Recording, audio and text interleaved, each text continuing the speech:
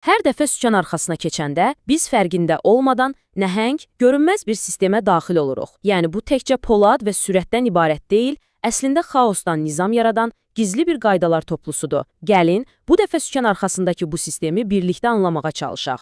Baxın, bu mənzərə yəqin ki, çoxumuza tanışdır. Hər tərəfdən siqnallar, hərəkət, gərginlik. Elə bil ki, hər an bir toqquşma ola bilər. İlk baxışdan bu tamamilə idarə olunmaz bir xaos kimi görünür. Amma həqiqətən elədir? Əsas sual da elə budur. Bu qədər çox hərəkətli hissə, yəni maşınlar, insanlar bir-birinə dəymədən hər gün eyni məkanda necə mövcud ola bilir? Cavab, əslində düşündüyümüzdən daha sadədir. Bu, xaos deyil. Bu, hər birimizin hər gün fərqində olmadan iştirak etdiyi mürəkkəb, sosial qaydalar və qarşılıqlı əlaqələr sistemidir. Yaxşı, onda gəlin pərdəni biraz aralayaq və bu nizamlı xaosu yaradan əsas elementlərin nə olduğunu araşdıraq.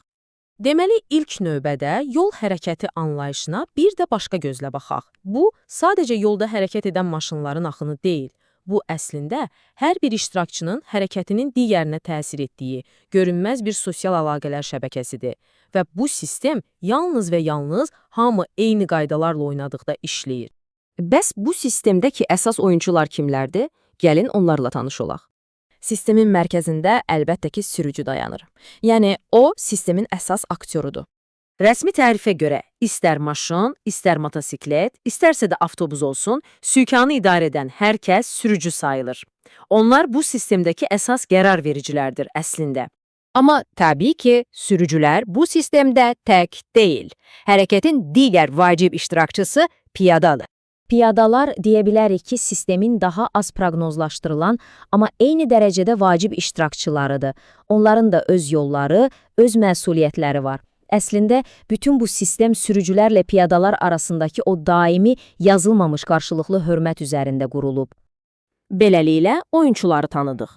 İndi isə onların hərəkət etdiyi mühitə, yəni yola bir nəzər salaq. Çünki bütün yollar eyni deyil. Gəlin indi mənbədə də vurğulanan iki fərqli yol növünü birbaşa müqayisə edək.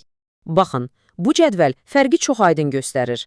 Baş yol, yəni şəhər içindəki yollar daha çox yerli, mürəkkəb hərəkətlər üçündür. Amma avtomagistral, o, tamamilə başqa bir məqsədə xidmət edir. Yüksək sürətlə, maneəsiz, uzun məsafəli səyahət. Fikir verin, kəsişmə yoxdur. Giriş məhduddur. Məhz bu, onun sürətli olmasını təmin edir.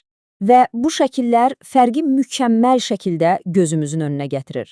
Solda o mürəkkəb şəhər yolunu görürük, sağda isə nizamlı, axıcı avtomagistralı, hər birinin öz qaydaları, öz ritmi var. Yaxşı, bəs bu fərqli mühitlərdə milyonlarla insan bir-birini necə başa düşür? Məsələ burasındadır ki, onların hamısı ortaq bir dildə danışır, yol hərəkəti qaydaları dilində. Bu əslində vizual bir dildir. Nişanlar, işıqforlar, yerdəki xətlər, bütün bunlar bizə nə vaxt dayanmalı, nə vaxt getməli, hansı sürətlə hərəkət etməli olduğumuzu deyir. Bu, hamının anlamalı olduğu universal bir dildir. Və bəzən bu dili bir insan, yəni nizamlayıcı idarə edir. Onun siqnalları yeri gələndə işıqforlardan və nişanlardan belə üstün sayılır və hərəkəti birbaşa idarə etmək üçün istifadə olunur.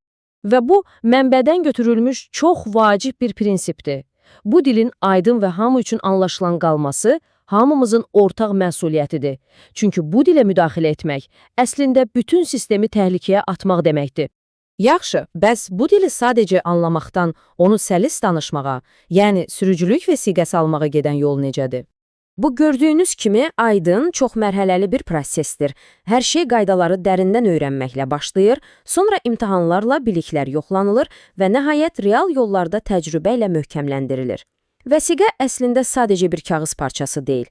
Bu, sizin sistemin məsuliyyətli bir üzvü olduğunuzu təsdiq edən bir sənəddir. Və bu da bizi son və ən vacib nəticəyə gətirir. Sürücülük sadəcə bir bacarıq deyil, bu, davamlı bir sosial məsuliyyətdir. Bu mənzərənin arxasında təkcə bir yol yoxdur, həm də böyük bir məsuliyyət var. Çünki hər səfər sadəcə A nöqtəsindən B nöqtəsinə getmək deyil, həm də bir sosial öhdəlikdir.